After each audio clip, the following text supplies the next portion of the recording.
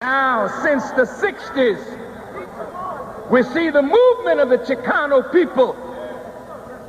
Mexico on the rise, trying to reestablish a more just relationship with North America. You see the rise of the Asians who have been dominated by Western imperialism. The rise of Africa struggling to become independent. And now the enemy of all of this, who are the proponents of white supremacy, in their last-ditch stand, hope to get the rising families to inflict further wounds on themselves in the name of their own brand of nationalism. So right now in Los Angeles, the blacks and the Chicanos killing each other. This is a shame and a disgrace that poor Mexicans, poor blacks would allow the enemy of both of them to now make them enemies of one another.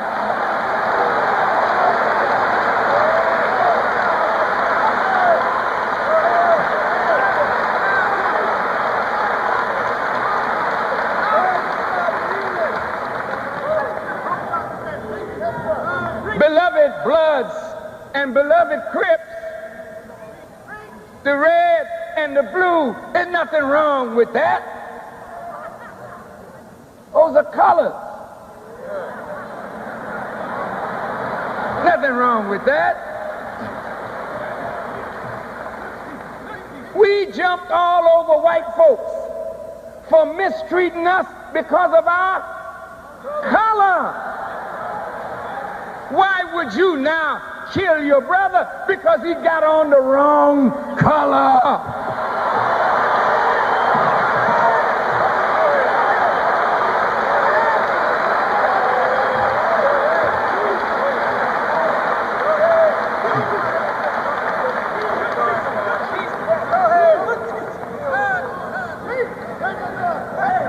The Honorable Elijah Muhammad said there's a blue and a red star that appears once every 50,000 years.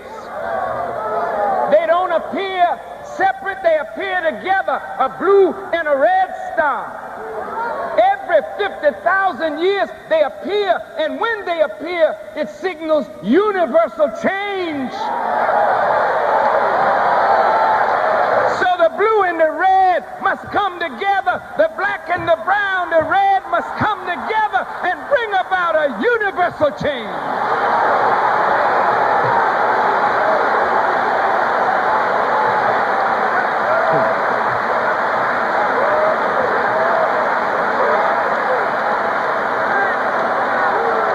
All praise is due to Allah.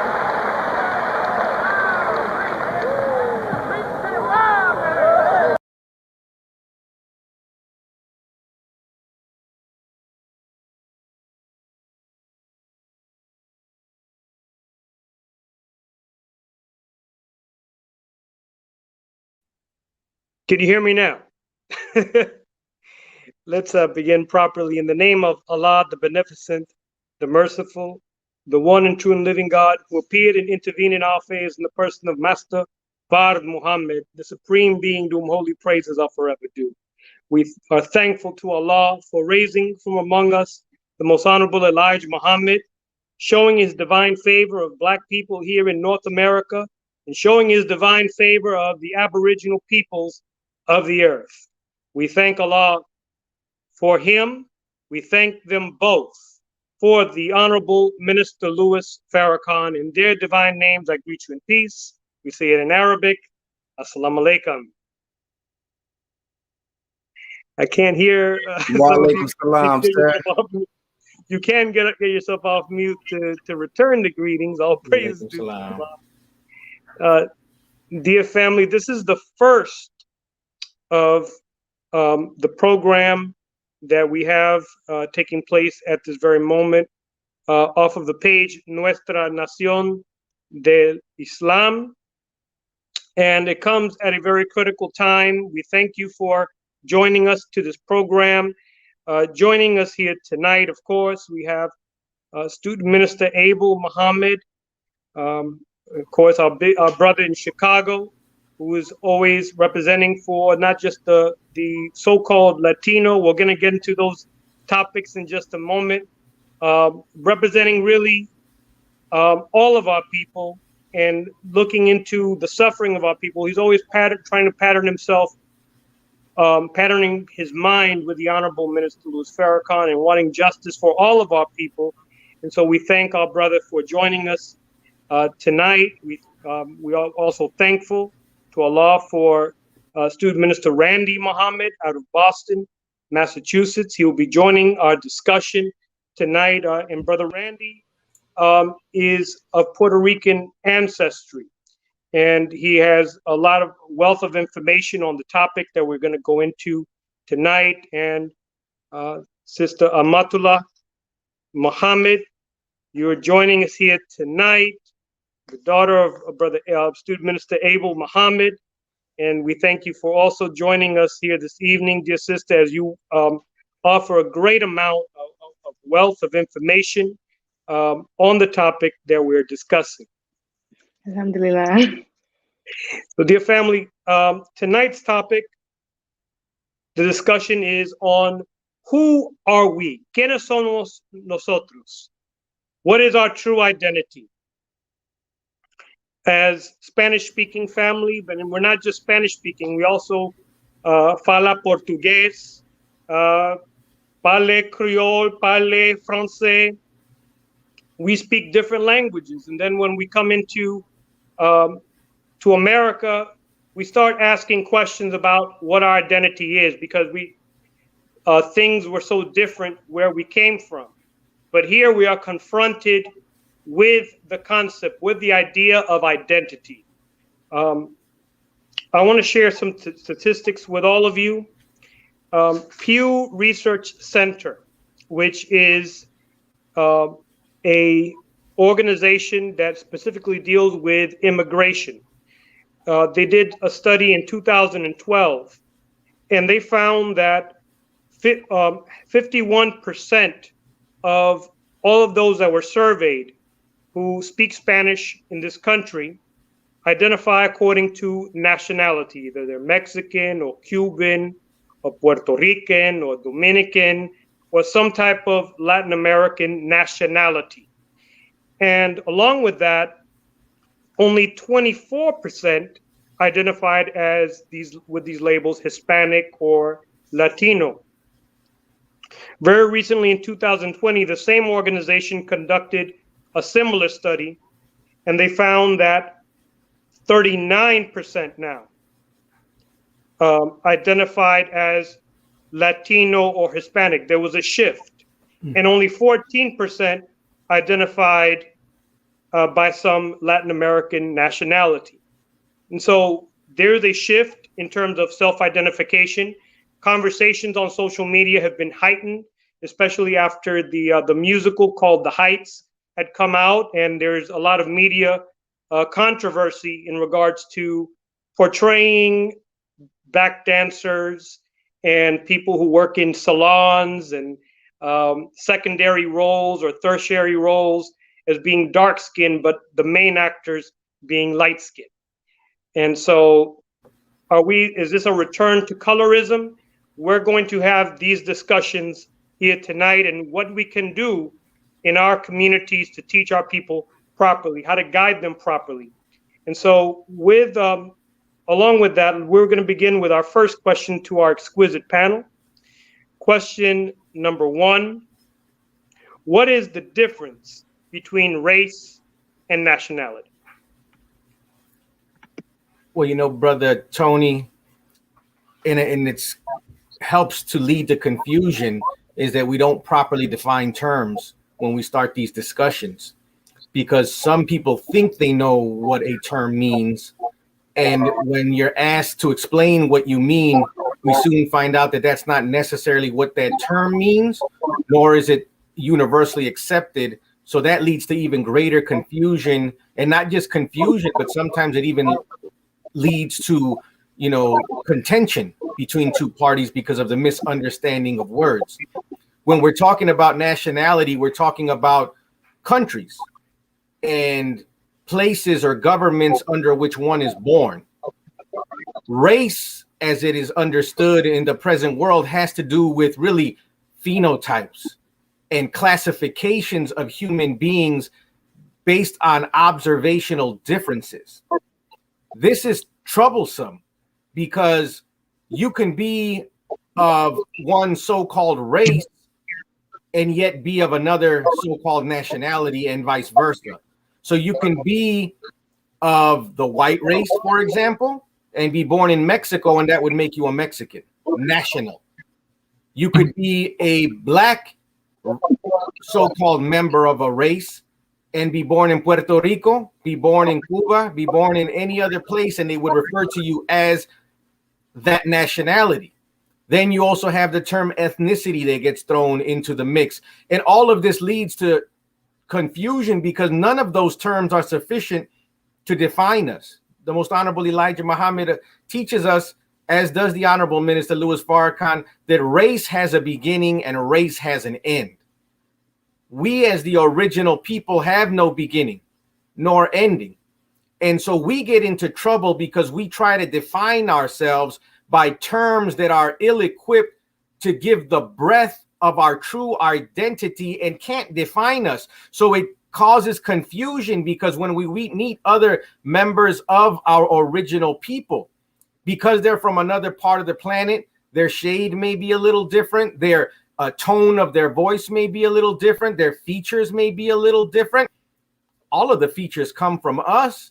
That's not a reason we should limit ourselves or cut ourselves off from someone else. And I think that's where the trouble starts, is we're using terms that were propped up and created by our enemy to try to define that which the enemy doesn't have a knowledge of.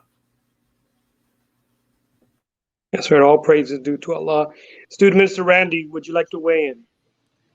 That was beautifully said by Brother Abel. Man, that was so complete and thorough. He said everything that I would want to say. We have to get away from these terms. We as original people, we have to know first and foremost, you know, and let me go back because we always want to give praise to Almighty God, Allah. So I'll say in the name of Allah, the Beneficent, the Merciful. All praise belong to Him. We thank Almighty God, Allah, for coming to us in the person of Master Father Muhammad. We thank Him for raising up from among the original people here in the wilderness of North America, His messenger, who is the Messiah, the arisen Christ, the Honorable Elijah Muhammad. And we thank them both for leaving an extension of themselves in the man that is among us today, the Messiah among us, the Honorable Minister Louis Farrakhan. I greet all of you in the greeting words of peace and paradise. Assalamu alaikum. So again, Brother Abel did such a wonderful job at breaking down those terms. The only thing that I would add, which is really not an add, but an echo, is that we have to come away from the terminologies, these labels that the enemy has bestowed on us. And there is a lot of confusion. So a lot of times when you hear us in the Nation of Islam, the Honorable Elijah Muhammad always said the so-called Negro, so-called, and you'll hear us saying the so-called Latinos, because these are terms that do not properly identify us. And as we go deeper, as Brother Abel went into what these terms really mean, we'll see that neither one of them properly identify who we are.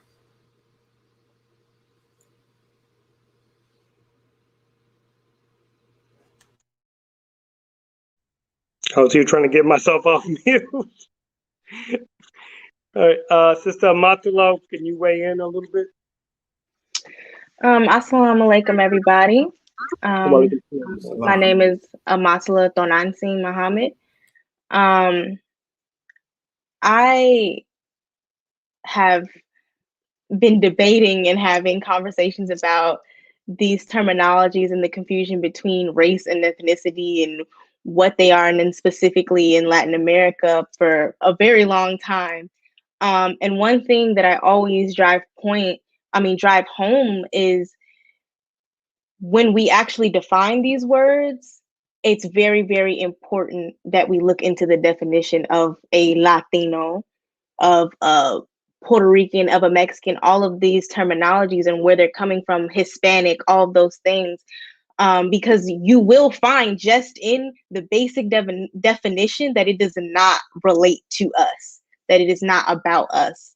Latino being of Latin America, of or from Latin America, which is basing from Latin because of who conquered the area, spoke Latin-based languages that is not our original language in that area in general. You will find directly that that does not relate to you. I have never identified as a Hispanic because that's any persons who speaks Spanish, including Europeans, because Spanish is a European language. And I think why there's such a hard time in breaking down these barriers of, you know, nationality and attaching oneself to a landmass is because of a false sense of unity that we have in our community, specifically the quote unquote Latino community. The unifying factors like language, a language that does not belong to us. You know, I have been met with being told I wasn't Latina enough or Mexican enough because of the amount of Spanish that I spoke. And I'm like, my name is in Nahua, which is an indigenous language of that land. It's not even Spanish. And I think that a lot of people don't know that. A lot of our people don't have their history as well. Just like here in America, Black people don't have access to their history. And a lot of times I think we don't process that because we live in our own countries, because we're from our own countries, we think that we have access or proper knowledge of our own history, and we don't. So I think that, you know, what you are talking about in defining these words and defining these terminologies helps to break down that barrier, because you're allowed to see for yourself how it does not apply to you. Most Latinos that I know don't think that they're European. They don't associate with being Spaniard, yet the title that you're referring to yourself is defining you as of or in relation or in connection or deriving from those people. So I think that it's very, very important that we're having this conversation and breaking this down just as a point of education, because just so many people don't know. Like if you ask a Latino, what's your race? They're going to tell you where they're from. They're going to say, right, oh, I'm Cuban, or I'm Puerto Rican. You know, they're not going to tell you, oh, I'm Black, because their only constitute of their race and how they've been able to identify themselves is as their nationality. And I think that goes further into when we discuss, you know, how race is even processed in Latin America through the slavery and how slavery was different there and the caste system. All of that history feeds into how we identify today. And a lot of us don't know it at all. So we don't know how to identify. So yeah, just that lack of knowledge and understanding is, I think, one of the biggest impediments and one of the biggest reasons of our confusion when it comes to identity. You know, and Brother Tony, if I could add too, as yes, my daughter was mentioning right now, you know, it's really interesting that the base of our unity is based on a language that doesn't belong to our people. That's right. And then we set that up as a standard of how Mexican you are, or how Puerto Rican you are, or how, you know, how much Cuban you are, is your knowledge of a language that didn't belong to the people who were originally here. It's based off of your appearance after rape and conquest. It's based off of the colorism that was mentioned, which is really something very, very serious that happens all throughout Latin America. And that's why a lot of times here in the United States, people are confused because they look at Spanish TV and it seems like there's a lot of lighter people on there. But when you go into Puerto Rico, when you go into Cuba, when you go into Mexico, most of the people don't look like the people on TV. Most of them are much, much more darker and richer in color. And it isn't till we get here to the United States and don't have the sun and everything that we're used to, and we're in Iowa and in Chicago and New York, and where you have these cold months and we begin to lose some of our color. But it's interesting that we base these separations on standards imposed upon us by our conquerors and colonizers.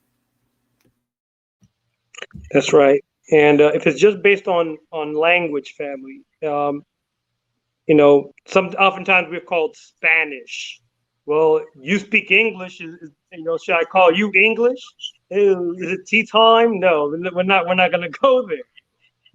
So even if we take it to language, at least some estimate at least 40% of the Spanish language derives from Arabic. So you can't even call us Latino or Hispanic or all these terms linked to the Europeanized concept of what a Spaniard is.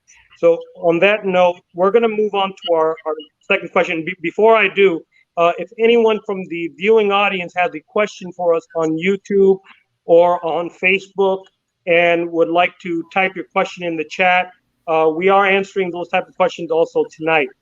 So Brother please. Tony? Yes, sir. Brother Randy, I believe, had some. Yes. Yeah. I just wanted to add on that before we move on. Sister Amatullah made an excellent point that a lot of times we feel as so-called Latinos that because we come from an island or a nation, and we speak a language and we have the history that has been given to us in that nation, we feel as if though we have a knowledge of self, or we know our language, we know our history.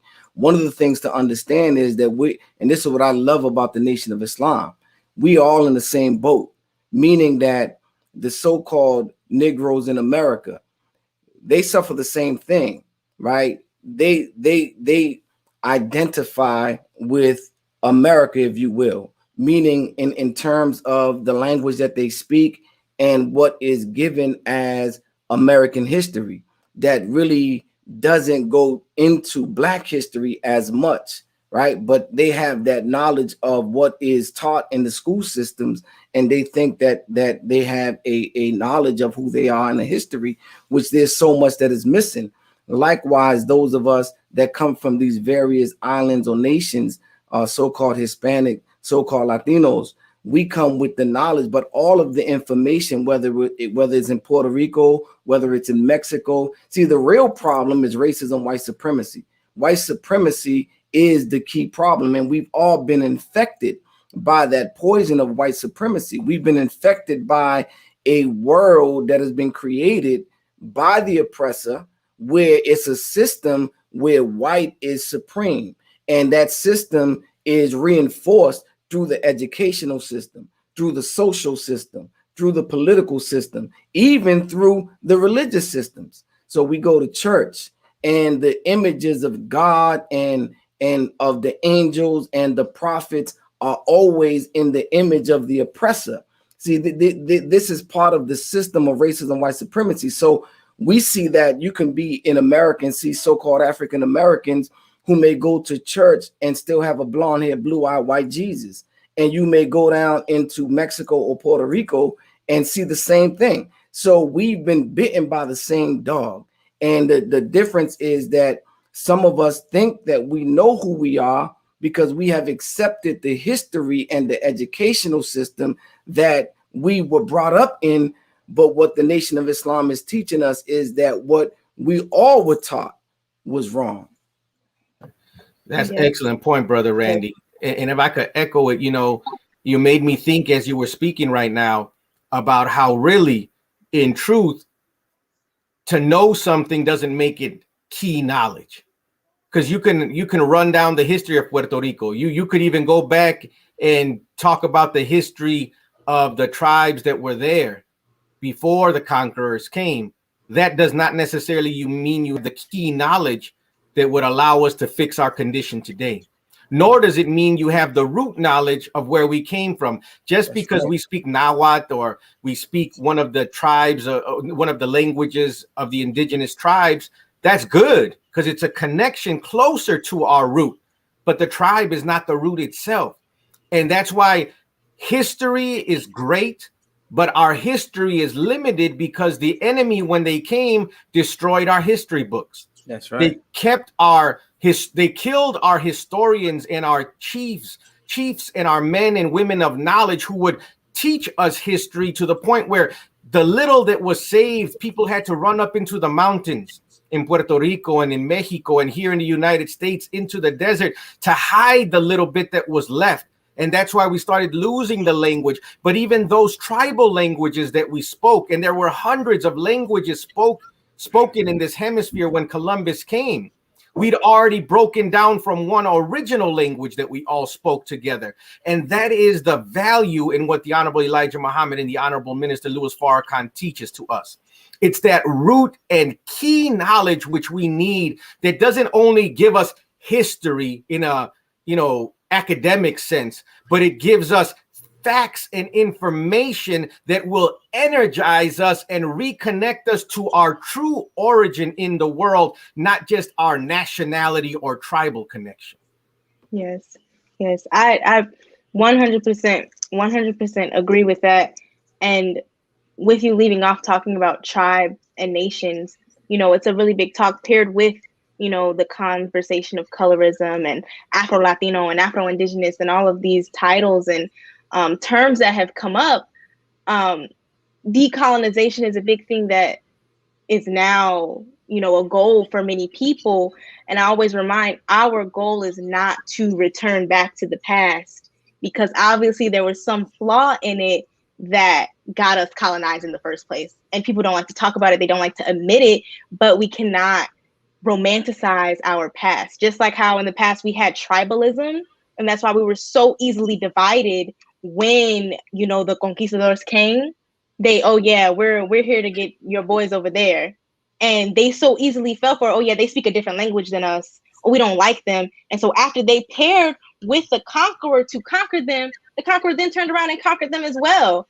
And what we're seeing is history repeating itself again with nationalism and Latino nationalism. Like I work a lot in the Boricua community specifically, and now this really big, push for Puerto Rican nationalism and this fight for independence, which is understood, a need to be a sovereign nation after being annexed and captured and colonized and conquered by America.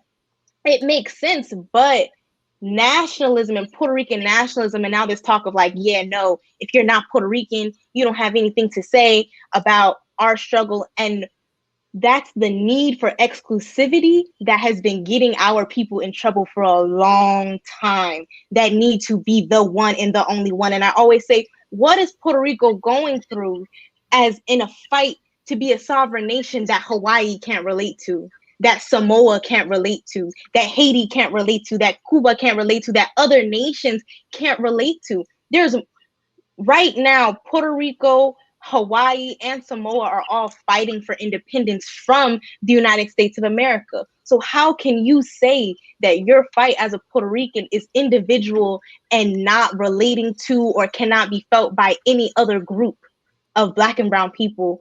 And I think that we have to crush that need for exclusivity, because it comes from a place of inferiority and insecurity through white supremacy. Like Brother Randy was saying, if everywhere you're looking, your God is your oppressor, how does that make you feel? And that's why I always say, we brought up the term colorism, and I talked about it a little bit before, but I don't like the term colorism because it does not properly place blame on the actions that we display through that terminology. No Native woke up one day and said that our noses are ugly. No African woke up one day and said nappy hair is ugly. No Asian woke up one day and said, I hate my eyes. Who gave us these ideas? Who taught us to hate these parts of ourselves that we've had for a long time? There's a lot of frowning upon of being indigenous in Latin America. That's like they're African, like how Black America used to be, an insult to be called an African, just like how in Latin America it was an insult to be called an Indian. So where are we getting this from? Is that's who we come from. Why do we hate those features? And it comes from, if you're telling me that goodliness and godliness is the exact opposite of what I look like, I can't be beautiful. I can't be good. There's no possible way that I could be righteous or desirable. So this insecurity that we're functioning from, we become like crabs in a barrel. We repeat and regurgitate the same oppression that we've experienced from our oppressor on each other. It's just like an abusive relationship. Most children who grow up in households where they have abusive parents, either one of two things happens. They either themselves grow up to be in an abusive relationship or they become abusers. And that's what we're seeing perpetuated in our community constantly, is that abuse. So somebody for generations has been calling me black and ugly. Why would I not call you black and ugly? And we also have to leave room and have mercy for one another, because we have to have understanding behind these actions. I've seen a lot too of people in there trying to awaken and be more conscious as Latinos, going back and judging and hating their parents for the treatment that they were under, because they may have experienced colorism or degradation because of their complexion, or mistreatment from their families because of their complexion. And I always say, have mercy for your families, because if you're, like I said, if you're coming from a history of where you know that darker skinned people get treated terribly, you know that if you look more native or more black or more indigenous, then you're not going to be respected. You're going to make less money, or your life is more in danger. Why would I want my child to look like that? And though it's not a good thing, it is something that we have to have mercy in, because we're unlearning it. Most people that I know are 1 to 2 generations removed from slavery, and I'm 19 years old. I have friends whose grandparents were sharecroppers and were in slavery, even in Latin America. In the Dominican Republic right now, there is still chattel slavery that is going on. So we have to have mercy. We're a group of people who weren't even allowed education. Yes, here in America, but also in Latin America, the same thing. You weren't allowed access to education. I know so many people's grandparents who can't read. So how do you expect them to know these things? And so now that we're learning and that we know we have a responsibility, and we have to have it with mercy and love in our heart to go back now and heal and educate our family and our parents. But I just think that it's very important to point out to who this blame should be on. Now, it is our responsibility now, once you learn and once you gain knowledge, to fix it, to clean it up. We do have to repair our communities, but in us not knowing the root of who it comes from, we continue to point and blame one another. And that's why it's so easy, for us to turn on one another and to be violent against one another, because we're still blaming each other, and that's not correct. It's not proper. It's not proper knowledge. So I just think that that's very, very important. Connecting that to our next topic, if we had a microphone here, it would be hot. All praise due to Allah. But shifting gears just a little bit, still on the topic of identity. I'm gonna give a little bit of personal testimony, and a lot of us who are quote unquote Latin American ancestry go through this when we are born and raised in this country, or when we come to this country, and we see particular features, and you're told while you're growing up that you're white, but you're not white. We see certain family members, some have afros, some have broad noses, some have thick lips. I'm like, well, what am I? Like, I'm kind of like this mixture, but I don't know what I am. And so America forces many of us to confront that reality of ourselves that has been hidden for quite some time. And in Cuba, we would use the phrase, we would ask the question when someone claims to be white, but we know that they're not white. We would ask the question, "Y tu abuela dónde está?" Your grandmother, where is she? Because the grandmother's usually hid in the back room, hid in the closet, because she has a broad nose or thick lips, or may have kinky hair. And so, coming to this country, we are forced to confront this reality.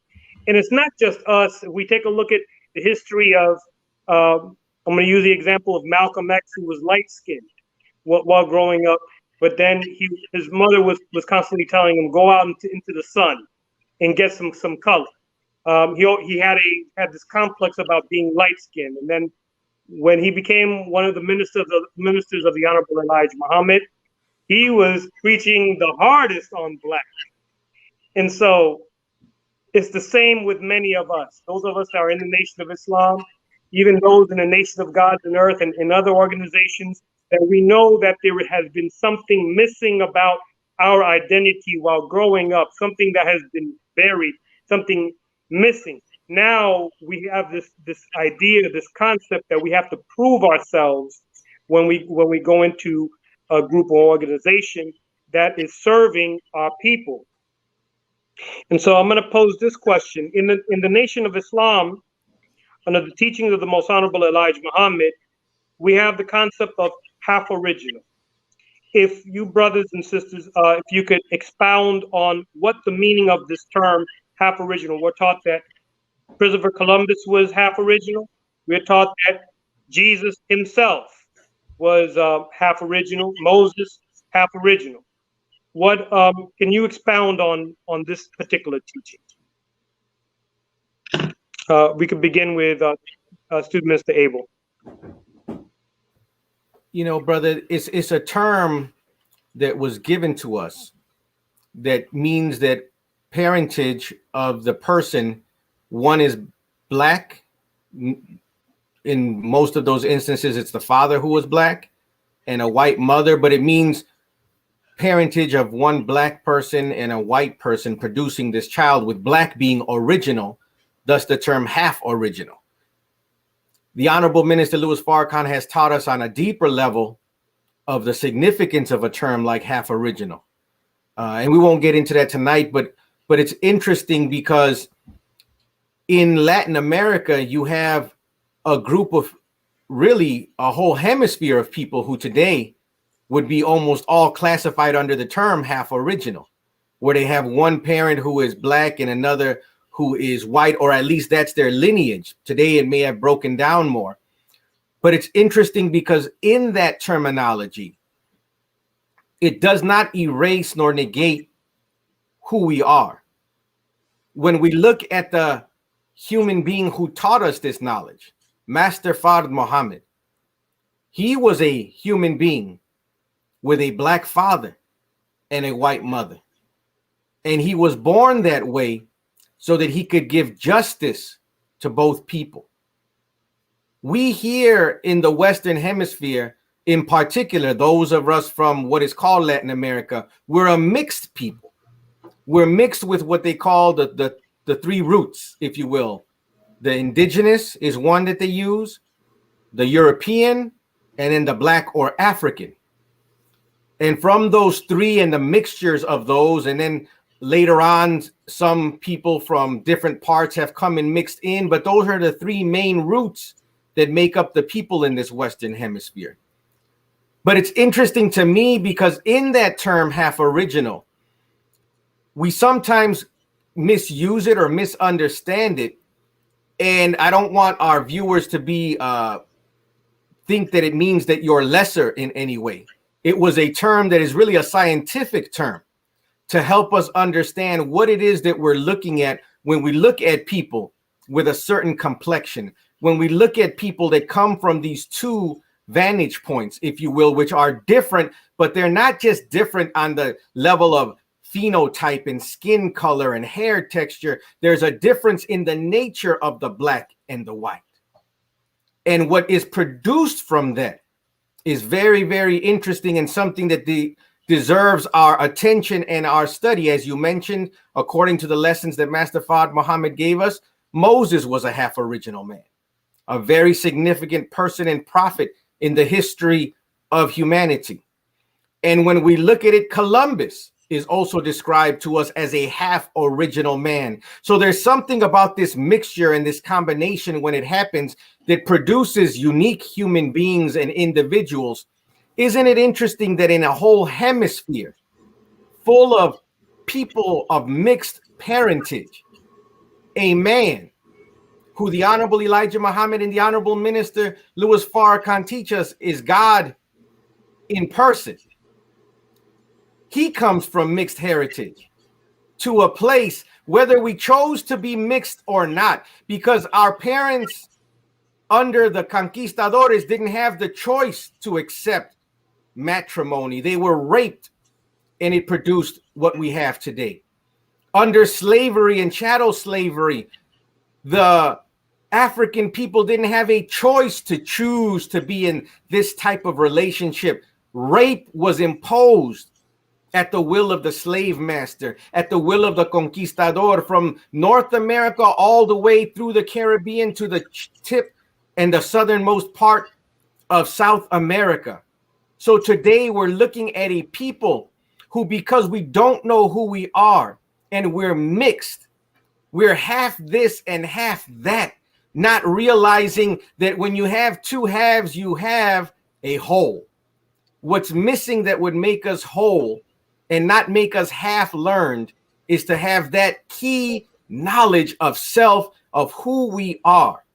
And if we had that, it allows us to bring balance to the sides of our nature. It allows us to bring understanding to the trauma we've suffered, and it allows us to heal and not be half learned and half original, but to be whole. And I got to add this last point onto it, because today you have these terms like BIPOC, Black, Indigenous, people of color. Somehow along the way, Indigenous and Black became two separate things that are not connected to one another. When you read the histories, the original people who were found here called Indios, they're referred to as negros also by some of the writers when they first saw them, because their appearance and their color was not a mixed color. It was original in color. But today we use these terms to try to separate us, but they're not our terms. They're the terms of the really half-learned human being on the planet, who is our open enemy, and with his half-learnedness wants to invoke ignorance on us, and we accept it not because we want to, but we have not been introduced to that which will allow us to understand why we look like we look, why we experienced what we experienced, and not only why, but how to get out from under the condition that we're in. That is why I love the term Black and the teachings given to us by the Honorable Elijah Muhammad, because as a Mexican, I can be a Black man, an Asiatic Black man, an original man, not African, no, bigger than Africa. Not indigenous, bigger than any indigeneity. Not Mexican, older and bigger than any patch of land, any flag. I and you come from the originator. Yes, our skin is lighter today. So what?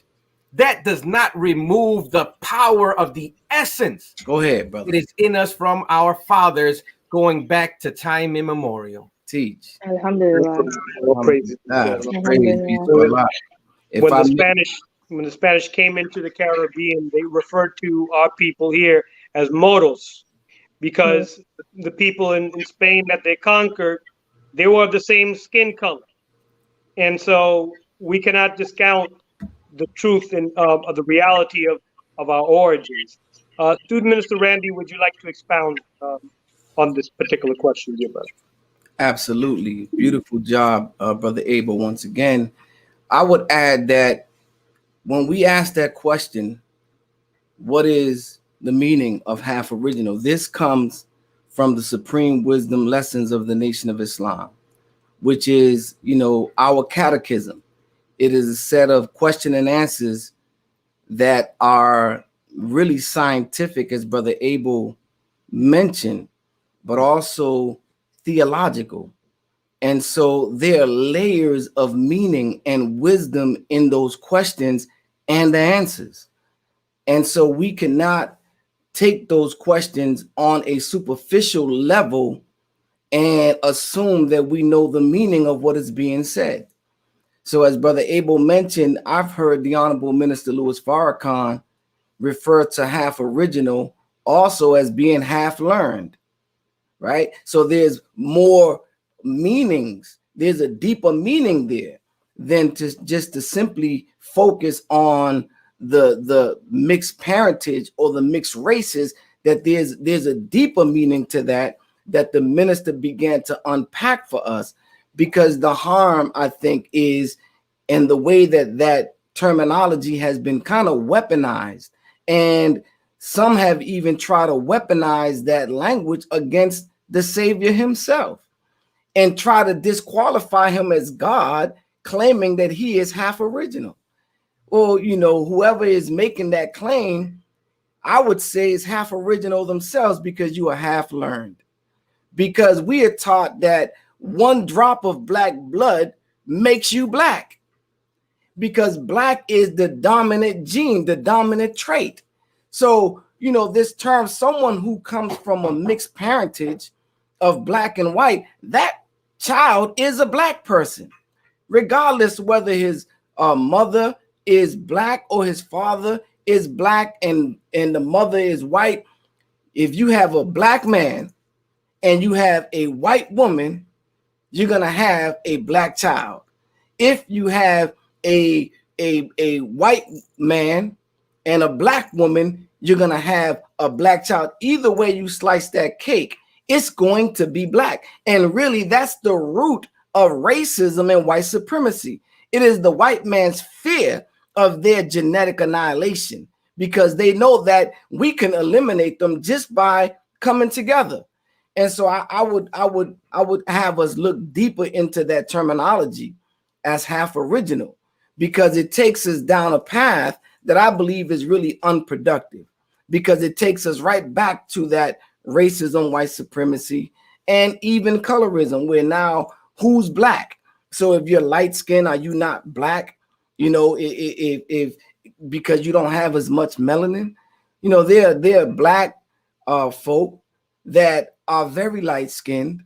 I mean, how dare anyone try to claim that the Honorable Minister Louis Farrakhan is not black, because he's a little bit lighter than some of us, right? So there's some of our people who are very light and black, that are more black conscious, that are more militant, that are more for their people than some of our people who are jet black, who have no love for black, who are not connected to their people and to the struggle of their people.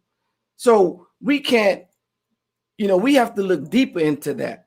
And I would take that away from us as using it to bludgeon someone, as labeling them as half original, to kind of diminish them as not being original, being black. As you mentioned, Brother Abel, Master Fard Muhammad, who is the supreme being. He is God. He is Almighty God, Allah. He is the wisest of all the gods that ever have come. That's right. Huh? But he is a black man, though his mother was a white woman. The Honorable Elijah Muhammad described him as the black God. So again, you know and understand that when you start going into the catechism, into these scientific theological lessons that were given to registered members of the Nation of Islam, the lessons tell you right there, for registered Muslims only. And so it is something that we have to study and has a deeper meaning. And so not to try to disassociate anyone who comes from a mixed parentage as if though they are not black, therefore they don't have a voice, therefore they can't speak. No, you are black. One drop of black blood makes you black. That's right. And if I could just add to that, Brother Tony, Yes, sir. you know, I was listening to Brother Randy. I'm thinking about how many people today, this is to the point of confusion that we've gotten to, where you have Indian tribes that want you to take a DNA test to prove your indigeneity. That's not an indigenous way to use a white man's test of an imperfect science to prove how pure blood you are. You have people who will say, oh, you're not black, you don't have a certain phenotype, you don't have certain features of hair and nose, when all of it comes from the original man, the original black man. But we have become, you know, there's this term I hear being used a lot today, gatekeepers. Now there's people who want to be gatekeepers for slavery. They want to be able to quantify who's allowed to call themselves descendants of slaves. There's people who want to be gatekeepers of blackness even. They are the ones who are going to set up the standard for who is black based off their really ignorance, because it's a way of thinking that my daughter Amatullah mentioned earlier on elitism, on the exceptionalism that comes from the teaching of white supremacy, which makes people think that because your exterior looks a certain way, you have a privilege or access to something, and the denial of others. That's not anywhere in nature, nor is it anywhere in our teachings of the Nation of Islam. And this is what people have to understand. Many people, I've heard them say that they love black so much that they saw the picture of Master Fard Muhammad, God in person. And when they saw that, some of them said, oh, they have a white God like everyone else. How could we have a white God and produce the black love that we produced? Come on now. See, because we're viewing it from the mind of white supremacy still. That's right. Who said that light skin is a white characteristic? The enemy. Who said that certain type of hair is a white characteristic? Who said that? We didn't say that. Just because there's differences in textures, you can find the texture of hair on my head, Brother Tony's hair, my daughter's hair, and Brother Randy's hair in Africa right now. And you find it amongst the indigenous people of the Western Hemisphere. It didn't happen because of 400 and some odd years ago, or 500 and some odd years ago, Columbus came and then black people were brought from Africa into slavery. That's not what produced these textures and these features. Those features existed going back into time immemorial. So this is the trouble we're having today, is we keep trying to define things by anthropologists of the Caucasian world and their limited understanding of science after they destroyed our ancient civilizations and science.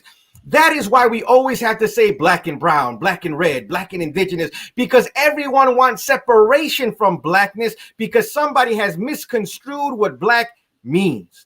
Come on now. But the man who many think is white, he's the one who taught us this. He's the one who created the Honorable Elijah Muhammad. He made him. Come on. He produced for us a Malcolm X, an Honorable Minister Louis Farrakhan, who are teaching us to love our blackness. Even in Mexico, I've met young people who are lighter than me, who have more European features. In America, you might call them white passing, but in Mexico, they're calling themselves black. The term black, not in Spanish, negro. When somebody asks them, what are you? They said, I'm black. Soy black. That's how powerful the term is.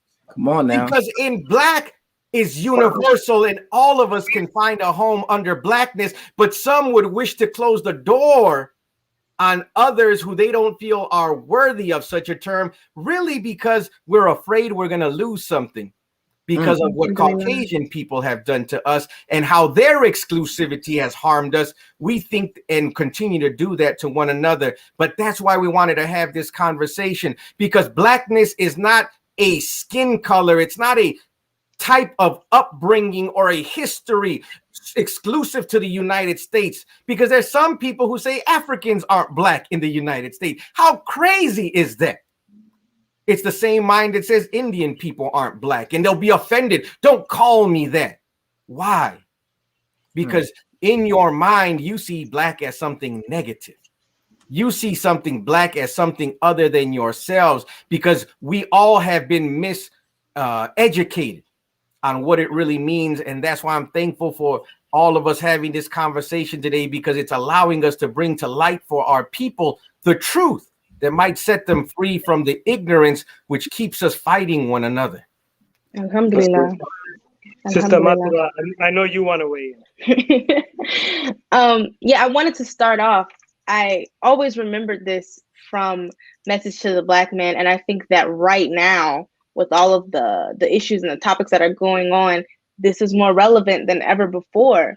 In Message to the Black Man, it talks about there'll be a day where, basically, I'm paraphrasing, we wouldn't be able to tell white people from the original people. And it talked about the children, because they said that there's some white people who, you know, they live in sunny climates, so their skin is browner, and there's, you know, some original people who live in colder climates, and so their skin is lighter, and through mixing and all of this.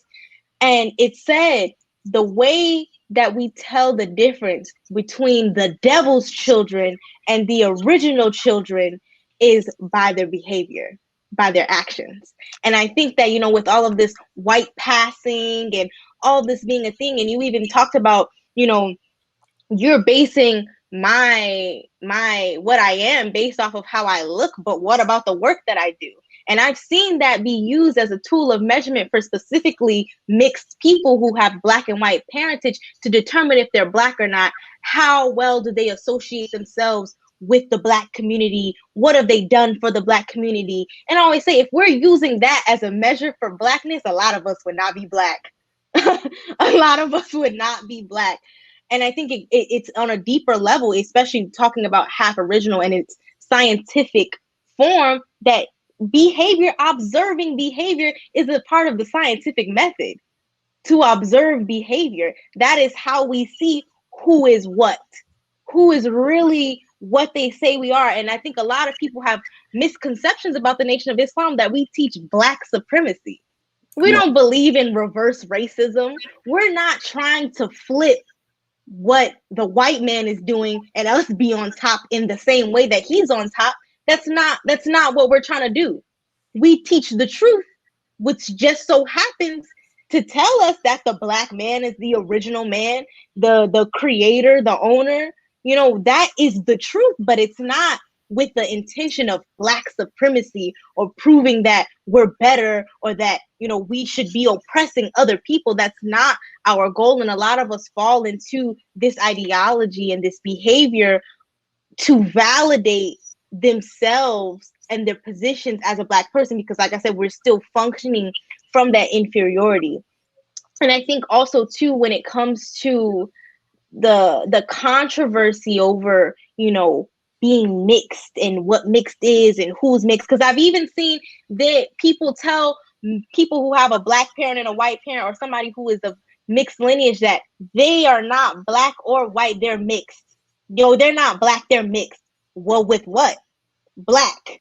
That's kind of self-explanatory. And even on a scientific scale, when we look at Mendel's law and talking about, you know, dominant and recessive genes, that supports that. And even when it comes to phenotype, like this concept of white passing, I've been fighting it so much because it doesn't settle well with me at all. I really, really, really dislike it, because we're still not functioning from a point of truth. In 2016, National Geographic released an article, and it was talking about phenotype. And they were saying every single phenotype that currently exists in the world can be found in a native tribe in Africa. And all of us who are trying to be gatekeepers of Blackness are unqualified to do so, because our scope of Blackness is so limited. How can you build a gate around a perimeter when you don't know how far it goes? How can you build a gate around an area when you don't even know the length of it? You don't know how far back or how far wide it goes. How can you gatekeep that and you don't even know what you're gatekeeping? You don't know what you're building a gate around. You don't know how much material you need. How can you do that? So a lot of us are still functioning from this monolith of the Black experience, which is not a thing. Anything you experience while being Black is the Black experience. But we don't realize we are still surrendering to the stereotypes that the enemy has put on us. We still are associating Blackness with hood life, with being uneducated. We're still associating Blackness with struggle, with pain. And even though it is true, as a Black person, you do experience a level of struggle because we live in a world that perpetuates and is dominated by white supremacy, then how am I less Black because of a less perceived struggle? If we're saying we have to break away from that monolith, then we have to break it within ourselves first. And once again, I believe that all of this need to push out mixed or Latino folks or even indigenous folks from the conversation of Blackness is once again that need for exclusivity. And that's why some of us wish that we were teaching Black supremacy. And some of us, we do perpetuate the nation as a form of Black supremacy because it fulfills a need. It validates us. Instead of allowing the truth to be enough to validate us, we still want power. We still want to be the one. We think that if any others join us, that it's that we will no longer be the forefront, that we will no longer be the chosen. Instead of looking at the unification as strength, we're seeing it as we'll be pushed to the back, because we're so used to being pushed to the back. And that's why we really, really have to heal as a people, as a community, to be able to be secure enough to open up and even see the similarities within each other. My family, my father is Mexican. My mother is a Black woman. I've been called, people are like, oh yeah, you're mixed, right? And no, I'm not two separate things. My parents are Black. I identify as a Black person, and I've had a lot of controversy. I've experienced a lot of controversy over that, both in and outside of the house. And I've even heard people go as far as to say that Master Fard, the mixed God. I've heard that be said, and I think that we have it's all just coming from a place of insecurity. And these teachings are made to make us secure. So if we delve into them and really look, we will see the beauty and the power in one another. We're taught in the scriptures that, God created us in tribes and families so that we would get to know one another. So yes, we do have differences. Yes, my hair might be a little bit curlier than yours, or I might say something this way and you say it that way, but it's not for us to cause division or to see who's better. It's if everybody was the same, we wouldn't learn anything. There would be no advancement. So it's for us to connect and rejoin, not as a tool of separation. What I'm seeing, especially like when it comes down to the race breakdown of people saying, now race is determined by how you look, I would say that's regurgitating a colonial ideology. The entire caste system was in both the United States of America and in Central America and South America was created off of phenotype. And this concept that we have of African features is that Africanoid phenotype that was used by colonizers. There's a breakdown, you can find it, of what white people look like, which is the Roman phenotype, where they have a picture of a person with a very straight nose at an angle and straight blonde hair. You also have an image of, because most of the Black slaves were taken from West Africa, they had a particular phenotype. And our conquerors and colonizers said, well, this is what Black people look like. This is what African people look like. And we allowed them to define that for us. And in Latin America specifically, the caste system was so detailed and extensive that it was broken down to which one of your parents was what. And if you had an Indian mother and a Black father, you were called one thing. But if you had a Black mother and an Indian father, you were called something else. And they named these children after animals. Like Los Lobos was I believe, if you had a parent who was half Black, half Indian, and you had another parent who was white. Come on. And you could find the breakdown is so extensive to divide us, and each of them had different places and in society that they were allowed to. So they swung in our faces a false sense of ascension because of look, because of ethnic and racial breakdown, because of what you were mixed with. Oh, if you have a white mom and a Black dad, you can do this. You're allowed in this part of society. But if you have a Black mom and a white dad, no. You got to stay over there. And so through this breakdown, it turned us against one another. And what I also see a lot of too is this false narrative through slavery that lighter skinned people or mixed people in slavery had it better or had it easier. That's exactly what the enemy wanted when he did what he did. That's exactly the image that he was trying to portray in hopes that we believed it, and we fell for it. And we have to see that we are falling for it, because a lot of us think that these are, groundbreaking, radical original ideas. And I'm like, you're regurgitating colonial ideology. How can this be a That's tool right. of our salvation and our defining tools when they're from our enemy? It That's doesn't right. make sense to me. So you have like, oh yeah, they were in the house, they had nicer clothes. Yeah, he dressed them nicely on purpose, but imagine being under the direct scrutiny of the master. You're out in the fields and you sweating, you working hard, and you see somebody in a nice dress, but they're experiencing brutality, they're experiencing rape for all the time, and you think that they're having it better because they're light skinned in a nice dress. And this is what our enemy does. He parades these things in front of us to intentionally cause division. If there were no white people, we would still have light skinned people. If That's there were right. no white people, there would still be folks with blue eyes. There would still be folks with blonde hair. There would still be people with straight hair. There would be people with thin noses. There would be people with thin lips. All of those features would still exist in the absence of white people, because we cannot say out of one breath that we're the root of everything and that everything comes from blackness, but then say, oh, but that looks white.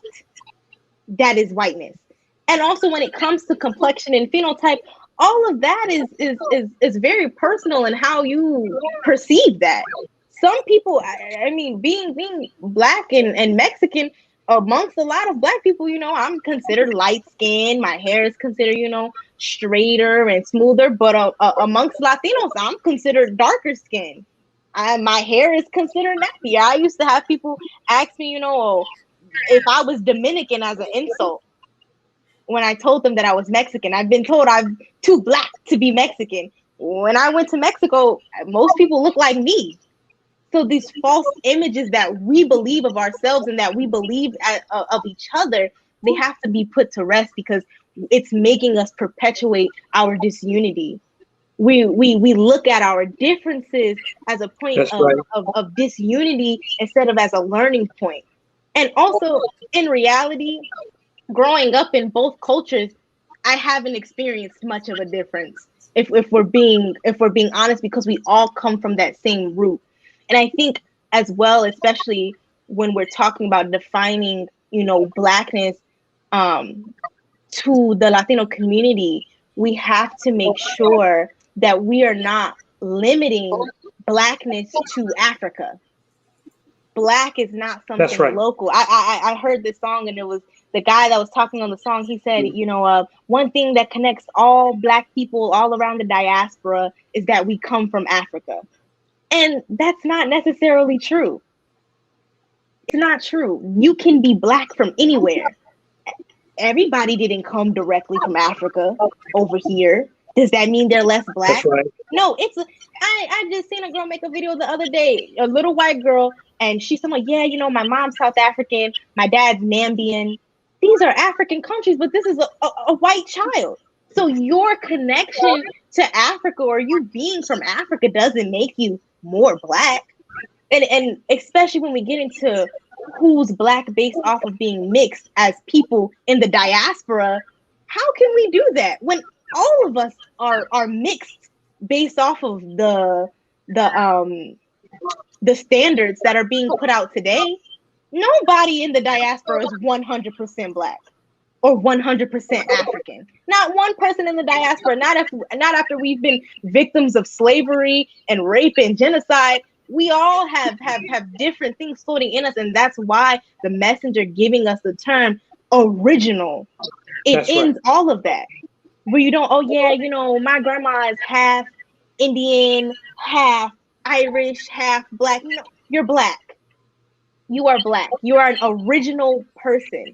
And I think as well as in the rejection of blackness that we see even from mixed people, is because of this limited view and this limited tight hold that we have on blackness and what it is. Like, no, I didn't grow up like that. I didn't eat that. I didn't do that. Does that mean that I'm not black?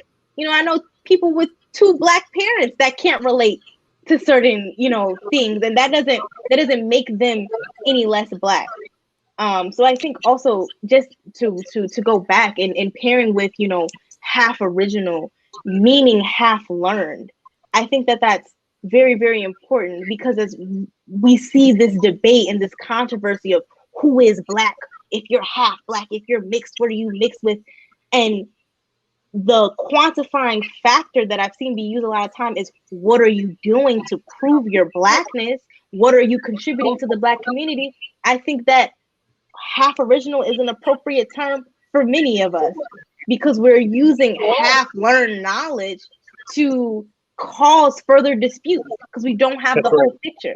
And somebody who's half learned or who doesn't know the whole thing can cause more damage than an ignorant person, because they do have some levels of the truth, but they're mixing it with falsehood still, and that's why we continue to have confusion. Like, I see certain things and they're not 100% wrong, because like we mentioned earlier, when you watch the novelas and you all white actors, right, and a lot of them are Spaniards, but so that has to be called out, how white people have been allowed to integrate into our cultures, into our nations, into our communities, and get into positions of power and rulership over us in our own land. We do have to start calling out, no, you are white. No, you're not a Mexican. You are white. You are a white Mexican. But because we're functioning from a half-learned mindset, we don't know how to apply it properly. So now anybody who's light-skinned is a white Latino. And it's like, that's not true. You can't base it off of that. So I think it's very important that we work against that. And I think that that's why this conversation was so needed, because we have to actively combat that. Because some people who are half learned, it's not that they're intentionally causing confusion. That's all of the knowledge and all of the information they've had access to. So they're just using what they have. So here we are to help shape and complete your knowledge of what you want to know. People don't like being ignorant. People don't like not knowing. But because we've been robbed of our knowledge over and over and over again, you're left with the crumbs of what you have. So I think now we have to really be intentional in making sure that we tell the whole truth, always as a point of education to our people, in order to help crush that confusion. And once we do that, also helps through observation see who is original.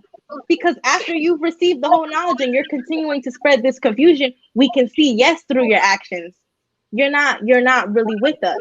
You're not with us. And it's not about, skin color. It's not about hair texture, because all of it belongs to us. All of it comes from us. So how can we use that as a point of division, or who's better and who's worse? Us saying that I'm better than you because I'm blacker than you, because I'm darker than you. That's exactly what the white man has been doing to us. So we have to be very careful that we're not regurgitating that, and we are teaching the full and complete truth, and that we are grasping that before we spread it to cause more confusion.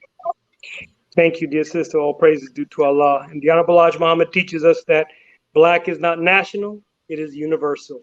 And wherever there is disunity among us, wherever there is gross misunderstanding between us, know that the enemy has played a hand between us. We're still feeding off of their crumbs, disguised as oftentimes as reparations while we're on reservations, and we are in housing projects, and we think that we're receiving some form of justice from our former slave masters and colonizers.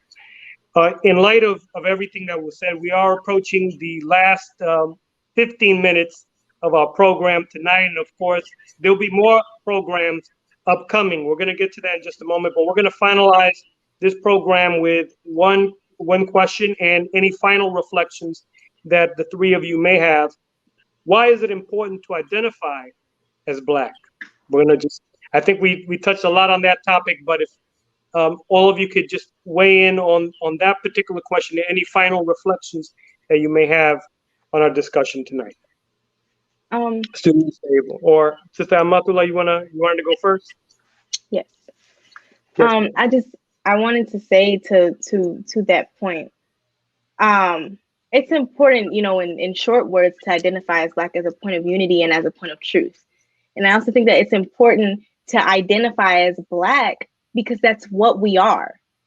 And I said, the resistance that we meet with that identification is, one, a lack of knowledge and understanding of what Black is. If we see, oh yeah, it's just if you're African or if you look like this or I can't relate to that. We have to crush that in order for us to actually see who we are. And I think that it's also very important for us to identify as Black, to return to ourselves, our original selves. And we have to leave these excess terminologies behind. And it's going to take time. It's going to take a lot of teaching and education, the same way that we had to teach the Black man in America to be okay with being called Black. Because we have to remember, here in America, it was an insult to be called Black as well. So we called ourselves Negro and colored and all of these other terms, just like how we're seeing right now in Latin America, these other terms. Oh, I'm Afro-Latino, I'm Afro-Indigenous. You're Black. You're a Black person. And that's okay. But we have to ensure that we make that known of what it truly is to be Black. And we have to be that example through our actions and through our teachings with one another, that we create that space to open up in our chest to accept that when we come in. When you see an extremely light-skinned brother saying that he's Black, you have to know that, yes, he's telling the truth. Yes, he is a Black man. We are the Asiatic Black people. We are original people, and we have to just make sure that we're educating more and more and more, just like how the Latino, the so-called Latino, the so-called Hispanic needs the same patience and resurrection and teaching that the Black man in America needs. We had to be weaned into being Black, and now we have to wean our other people into being Black as well. So I just think it's very important that we have that patience and that understanding and redefining what Blackness is for our people. All praises due to Allah. Thank you, Sister Amatullah. Student Minister Randy, if you could weigh in, sir. Yes, sir. All praises due to Allah. Well, in closing, I know we have a few minutes. Beautiful program, beautiful discussion. And I just want to say to our listening audience, this is why I love the Nation of Islam, because this is the only place where we have this knowledge that allows us to come together and unify. So why is it important to identify as Black? Is because it unifies us. It is who we are, but it also breaks down the barriers where we simply identify with nationality. Whereas I'm a Puerto Rican. Well, Puerto Rico is just a little island, but I'm connected to all of humanity, all of the members of the original indigenous people. So we have a lesson in our catechism, in the Supreme Wisdom lessons. Why does the devil call our people Africans? It's because he wants us to think that we are all different, right? He wants us to think that Africans are the only people that we have. So when we identify as Black, it breaks down the barriers of nationalism, where we're competing, whether I'm Puerto Rican or Dominican or Cuban, and it even breaks beyond the so-called Latinos, where now as a Black man, and I love the nation for giving us that, because as a Black man, I can go anywhere and identify with my people. Yes, I'm Puerto Rican, but I can identify with the Jamaican. I can identify with the Haitian. I can identify with the Mexican. I can go anywhere on the planet and see my people and identify with them. So, when we use the terminology Black, it raises us beyond nationalism. And I'll say this also, that Black is really not a color, but Black is the essence by which all color come from. So we have to rise above that. And in the Nation of Islam, even though, and I'll say this, we have arguably the blackest teaching, right? I mean, you can't get no blacker than identifying the Black God, because God is the root and the essence out of which everything comes from. So in our teachings, it takes us back 76, 77, 78 trillion years. And in the beginning, there was nothing but blackness. And from the triple darkness of black space, of black matter, that first atom sparked. And from that first atom of life that sparked, the self-created Black God emerged. There's no teaching that's deeper than that. That can go that far back enough. That's blacker than that. So, but even though, and our lessons teach us who is the original man, the Asiatic black man. And we are taught that at one point the whole planet was called Asia. So we are the original people that has come from the planet. So don't limit us to Africa, because we are the original people from the planet, the original black people. But even though now when we go deeper into that, the original man is the Asiatic black man, the maker, the owner, the cream of the planet Earth, the God of the universe. You can't get blacker than that. But despite this teaching and this theology, you do not find us set tripping on complexion. You don't find that among us. So you see in the Nation of Islam from the Savior, Master Fard Muhammad, right? That's the God, but we don't diminish his godhood based on the complexion of his skin. And you'll see in the ranks of the Nation of Islam, you see all the shades of the human family. You'll see from those that are light, almost white, to black, black, black, blue, black. But we are all in a brotherhood and a sisterhood where there's love and mutual respect. So I encourage those of our listening audience that's not in the Nation of Islam, you have to come in and experience this love that these teachings produce for black, that is deeper than just the color or the complexion. We love the people. So we have brothers like our brother Abel. Man, we love our brother Abel representing these teachings, and we respect and salute that black man, that black God. Though he's Mexican, he has a home in the Nation of Islam. I'm Puerto Rican, I have a home in the Nation of Islam. This teaching is universal. And so to close, and I'll end it with that, that's why it's important to identify as black, because it raises us beyond nationalism to a universal understanding of who we are as a people. All praise is due to Allah. Thank you, Student Minister Randy. Student Minister Abel, if you could. That was yes, sir. That was beautiful, and I've enjoyed this conversation. And just to close on that point of identity, how we identify is important. How do we know that? Because the enemy tampered with how we identify ourselves, what we call ourselves, how we see ourselves. Those are all things that have to do with identity. Who am I? You don't get any more direct in identification than that. When somebody asks you, identify yourself, you don't say necessarily, I'm from Chicago, I'm a Chicagoan. You might, but that's not necessarily what they mean.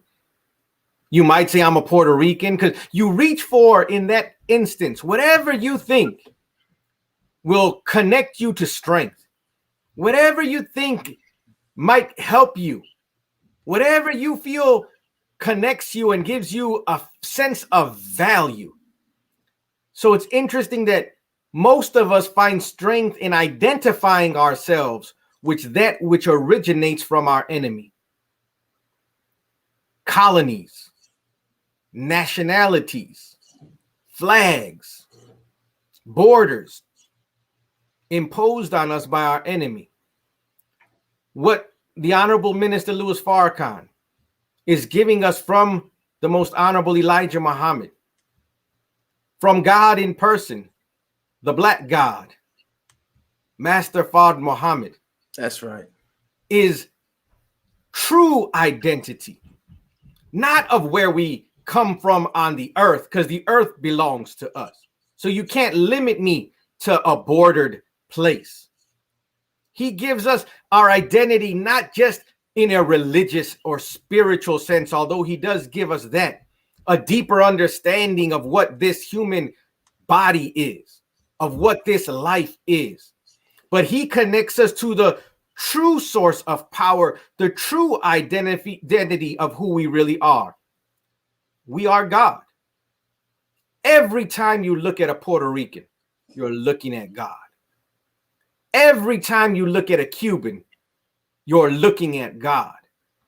Every time you look at a Mexican, you're looking at God. A Panamanian, a person from the Dominican, it doesn't matter what land we were born on.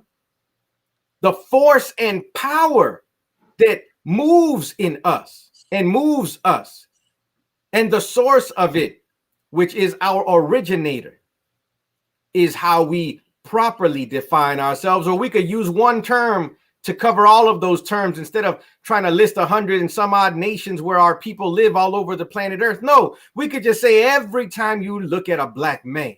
Go ahead. That covers Mexico. That's right. That covers Puerto Rico. Yeah. That covers the Navajo. That covers the Apache. That covers the people who are from the Arawak Indians. That covers the Eskimo. That covers the people in Chile. That covers the Inca in Peru. It covers the Maya. It covers it all, the Zulu. Every time you look at a black man, come on. the man who came from God, who's made in the image and likeness of God, the man who is made of God. The enemies called us indios. Dios means God. When they came here, they saw the people and they said, there's a people in whom God is. Indios, God. Yet we're ashamed today to call ourselves that. You'd rather be a Cuban. You'd rather be a Mexican. You'd rather be indigenous. You'd rather be Latin American. No, call it what it is. We're the black people of the earth, the original people. That's our identity, God. It's one thing to know it. It's one thing to call ourselves it. What we want today and what we are inviting you all to is a teaching from God through the Honorable Elijah Muhammad and the Honorable Minister Louis Farrakhan that will not just give us the knowledge in words, but it's the knowledge in action, so that we don't just say, I am God. We begin to reflect and live the life worthy of such a name and an identity. And that's the real focus of what we wanted to talk about today. It doesn't matter what we look like on the outside. It's our actions. It's the healing and the purification of our heart. It doesn't matter if you want to call me Mexican, black, brown, red, or yellow. I'd prefer that you look at me and see a righteous human being, and that's what we all strive for. That's right. But until we're striving for that together with the right knowledge, we'll constantly bicker and we'll constantly fall into the holes of deceit laid by the trap of our enemy because of our misunderstanding of who and what we really are. I am a black man. I am a Mexican, and I'm striving to be a righteous person. That's my identity. I want to be what my creator made me to be. Come on, Thank you, brothers and sisters. Thank you, sir. And thank you all for joining us tonight. All praises due to Allah. Thank you for those in our listening audience, viewing audience.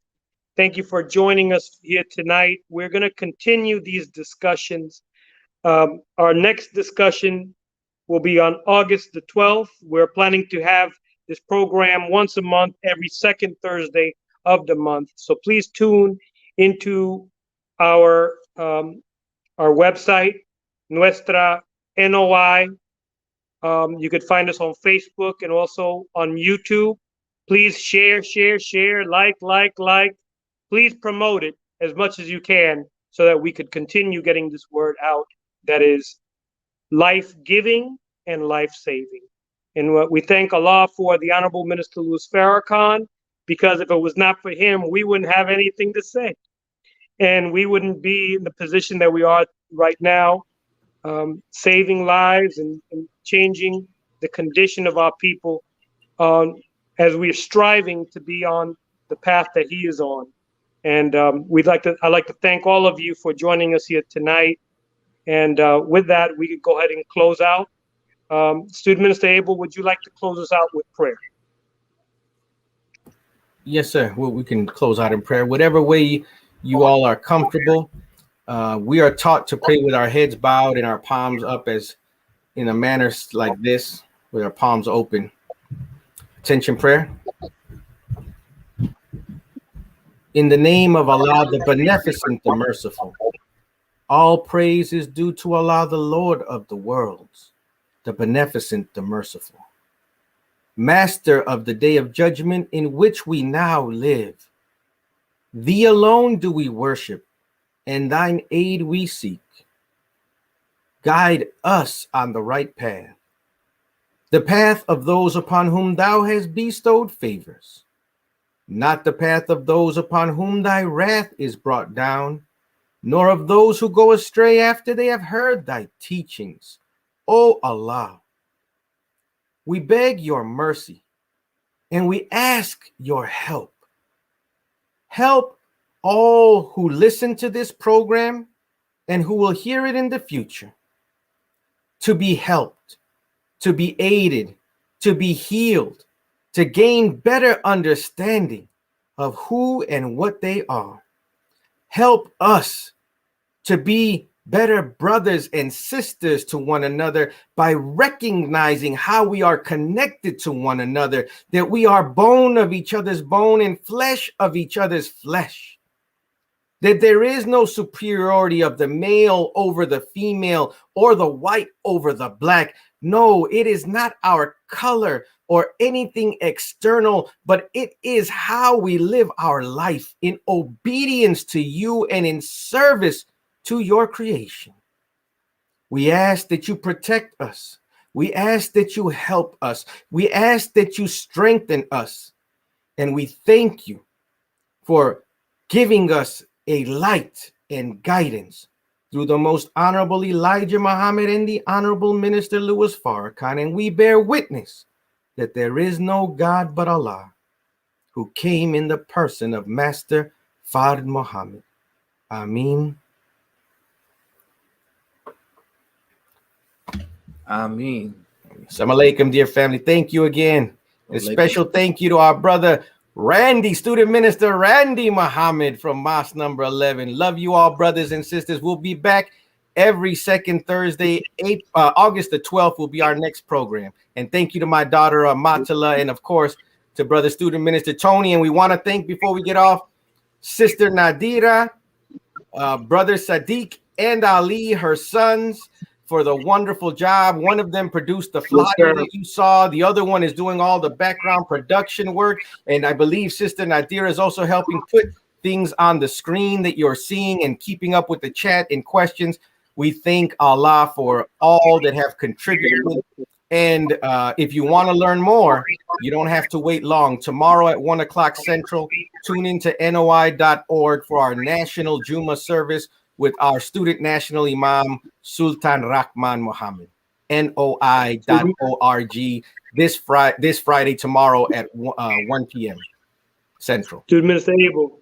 Yes. We can't forget Closing the Gap family. Yes. James and Michael Shabazz, whose platform we're using to stream this on, and they broadcast it on all their Closing the Gap broadcasts, which is perfect because we're trying to close the gap between Latino, so-called, and Latino, black and brown, black, brown, and red. We're trying to close all the gaps, and between us and Allah, God, primarily. And is there anyone else we're missing? I think that was it. All right. Well, thank you all again. Assalamu alaikum. Wa alaikum salam, sir.